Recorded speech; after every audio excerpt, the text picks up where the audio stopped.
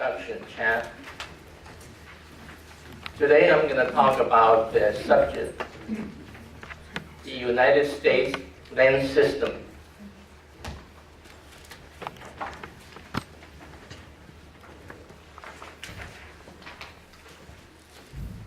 Well, the subject is based on an article I wrote, published in the Right Away magazine last August issue. But anyway, I've been civil engineer for, I graduated 50 years. I remember the subject had a lot to do with the monument I was digging in 1967 in Illinois, working as a land surveyor. But anyway, I want to tell, I've been a realtor for 10 years, almost 10 years. Probably one more month to be 10 years anniversary. I have a little joke to tell. When I was working in that company, there was a guy, he stuttered. He come to our office and he wanted to talk to the manager. So the receptionist took him to see the manager. So the manager asked him, "Can I help you?" He said, "Yeah, I want to be a realtor like you, make a lot of money, buy a luxury car." So the manager asked him, "What kind of sales experience do you have?" So he said, "I've been selling Bibles." So the manager says, "How did you do?" He says, "I'm very successful." So the manager said, "How did you do it? What did you tell them?" So he said, "I tell them, if you don't buy from me, I'll read it to you."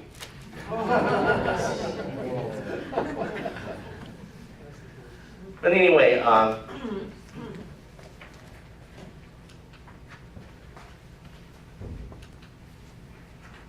I want to tell a little bit about what is the right-of-way profession. Basically, the right-of-way profession, Governor Brown proposed to build a bullet train in California. So first thing, once the engineer decides the route or the alignment, then the group of people will get the land or the right of way, actually the land, build the bullet train. So this group of people, including people prepare the legal description, people negotiate, to acquire the land. Sometimes even need maybe even friendly condemnation. So this is the right of way. This is a group of people. There's a lot of real estate, involved.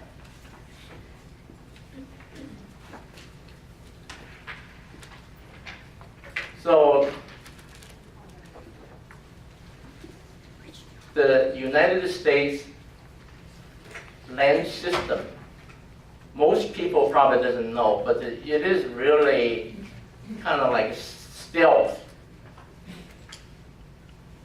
Everybody's, especially title company and the realtors working behind it. It's the backbone of the grand deed, and a lot of people are not aware of it. So I wrote an article to introduce to a lot of this, to people. What is the United States land system consist of? Basically consists of township and sections. That's the basic element. But why we need a township and the sections, or the rectangular land survey system? Actually, there's a story behind it. In the 1600s and the 1700s, there's a lot of European immigrants moved to this country. There are three kinds of people come to this country. The first group is those who are against the government. They're trying to maybe even revolution, so government is after them. So they are subject to prosecution. And the second group, people, they're seeking for religious free to worship. So they come for religious freedom, such like Quaker religion. The third group of people come to this country is they just want to make money. They think they can come to this country, buy some, slave, and get free labor, get rich. To a certain degree, it's still true today. So the European, when they first come to this country, either they bought the land from Indian, or they just occupy a piece of land. But there's a cultural difference between the Indian and the European settler. When Indians feel the land is like the air and the water, they can drink it, they can breathe it for free. But the white settler, when they own a piece of land, they want to be in writing what they own. So among the settlers, most are British, a lot of British people. So they use what they know, which is a meets and bound description to describe what they own. Meets and bound means bearing distance and monument. So they use the road, they use stream, they use wall as boundary, they use tree. But after 10, 20 years later, they want to sell the land, the buyer want to verify the boundary. And a lot of times, because the wall can be tear down, the road can be widened, the stream can meander, and the tree can be mistaken for another tree. So they get into the property dispute. Since this country, the United States, was founded in the law and the order, so everything ended up in the court. So it consumed a lot of government's budget, and there's no money for other project for serving the people. At the time, Thomas Jefferson was the president. So he feels, he got to come up with something to resolve this problem. So he proposed this public land survey system. Back then it was called a rectangular land system. It was called a rectangular land system because everything is in square. One township is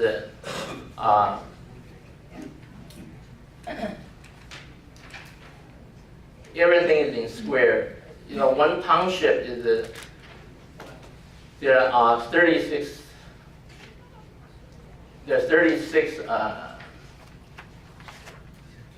sections.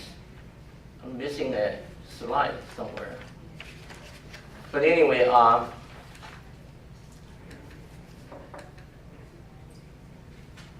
so that's the basic unit of the backbone of the United States land system, township and sections. And there are 37 principal meridians, each named and the name that used to distinguish different survey. The east-west line is called the baseline. The north and the south line called the meridian. So there are 37 meridians in the United States. Look like they include Hawaii and Alaska. The 13 colonial states, they were so screwed up, so the system didn't apply to the colonial state. Texas wasn't even part of the United States back then. However, in Texas and the eastern colonial state, they do mimic the township section system. However, they're not genuine, not original township and the sections. In California, we have 3 meridians. One in the south here called the San Bernardino Basin Meridian, and in the central area called the Mount Diablo Meridian, which share with Nevada. Nevada doesn't have one. And then Northern California is Humboldt County Humboldt Meridian. This is an index map of the San Bernardino Basin Meridian. Like I said before, the north-south line is meridian, and the east-west line is the baseline. So when you need to call out the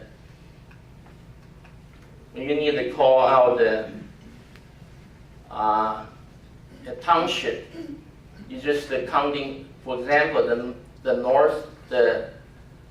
northeast, the first square on the northeast corner be called 1 north, township 1 north, ranch 1 east.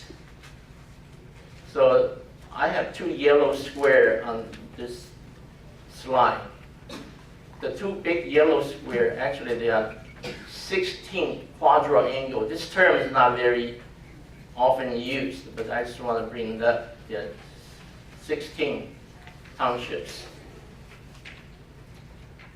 The whole purpose of having this system, the public land survey system, is to subdivide the land and putting the monument, permanent monument. But the monument, the material used, it all depends, what's available locally. So this slide shows this area is rock is available. So they use this rock. They put in this drawing, it shows every 1/16 of a section, very detailed. And this is the profile of the monument, the rock. It's not buried deep in the ground. However, there's some buried deep in the ground. I remember in 1967, I was working as a surveyor for an engineering company. I was digging one of this monument because the 2 neighbors, they had a shootout. They were quarreling about, it's just like a movie. So we went out to dig out a monument at a street intersection, which is pretty deep. The road was a dirt road, and but the rocks very hard. I think it's been there, probably 100 years. So there are some all kinds of monuments. This one shows the wood, and then some are just rock with chisel mark on it. And then subsequently, when the metal monument become available, so the government started installing this metal type of monument. And on the lower left, there's a rock. And then you can see on the rock there are chisel mark. There's 3 stripes on the left-hand side, 4, you can see clear, 4 stripes on the right-hand side. As I remember, those are called the mark. There's 3 square from the township, like a township from the baseline, and then the other side is so many square from the meridian. And this instrument, basically the hero back then, this is what they used to lay out the township in the sections. The one on the left is a compass. The one on the right is a chain. This is probably not very many people have seen this. This is an ancient instrument, very crude instrument. Because they use this ancient instrument, so what happened is when they lay out the section, look at this line, each of the little squares is one section. And one chain is 66 feet, and 80 chains a mile. One section is 80, 1 mile square, so you need 80 chains. Can you imagine? The surveyor, they just, one guy give signal to the chainman, left to right, and then, end up the line is crooked. However, this monument, Well, now we call Bureau of Land Management Monument. Back then they had all different names, but regardless, the surveyor was supposed to put the monument in the theoretical spot. However, because the instrument not very accurate, so they end up in the wrong place. But this monument, you cannot move it. Even if it's wrong, you have to treat it as it's correct, because all the subsequent, all the private surveyor, everybody else have to measure all these points. So I know it happened a lot, I mean quite a few cases I know in California. When they did a subdivision, young surveyor, they said, yeah, you look at the map, the section line is here. So you measure off from the theoretical line, and then later on found out that the section line was, I mean, the right one is the wrong one. And end up in the court costs millions of dollars of lawsuit. So if they hear, actually if they hear my explanation, they probably save them a lot of money. Actually, I met my neighbor. He's from Georgia. He told me, he said, Ken, I found some free land. I said, really? So I showed him the article. After he read my article, he realized the line, according to the survey, apparently, it's wrong, according to the theoretical, line. So every piece of land is owned by somebody. There's no, no way, a vacuum, nobody owns it. So as the city grows, a lot of these original monuments are replaced by the private surveyor, city, county surveyor. This is a little grass, wrong thing, it's about the size of a penny. And the one is a little bigger. The PLS, that means Professional Land Surveyor's Tag. And the RCE, that means Registered Civil Engineer's Tag. And they use those, I showed one, the bigger nail called spike. Sometimes they use concrete nail to hammer in the tag into the asphalt. This is one of the streets in Alhambra. The city really overdid it, put a lot of monuments in the street. So today, if you order a survey, you call a surveyor to survey your lot. Most likely, the surveyor will put in a iron pipe, like on the upper left, about 18-inch long in the ground, and the pipe's filled with cement. Then they put in the tag and the nail. Then there's an offset, about 12-inch offset on the concrete. This is in the front yard. In the backyard, it's just supposedly just a pipe with tag. But sometimes the property corner falls on the concrete. Then what the surveyor will do is that they drill a hole, put in the lead. Then they pound the tag and the nail into the lead. So it calls out lead and the tag. Okay. A lot of this monument, there's people mow the lawn, the homeowner or gardener, the lawnmower blade hit the pipe, they get pissed off. Sometimes, a lot of times they yank the pipe out. So, but anyway, so that's why they have the offset. Most come on 12 inch, some 18 inches apart. And then in this case, the lower case is 2 feet. And all this record is available at the county surveyor's office. The land surveyor is supposed to file this record with county surveyor. And I have this drawing here, homestead. Carl is not here. He told me it's unbelievable that When I went to school, a lot of schoolmates said, oh, my family owns 160 acres. You know, at the time I didn't know. This homestead, actually there was a movie made by Tom Cruise and his wife, called Far Away or something, the Oklahoma land grabs. But I never personally met someone who get the land, you know, from government. Homestead, basically, you live on a piece of land for 5 years, and then, you know, you can claim the land. At the end of 5 years, the government will give you the certificate.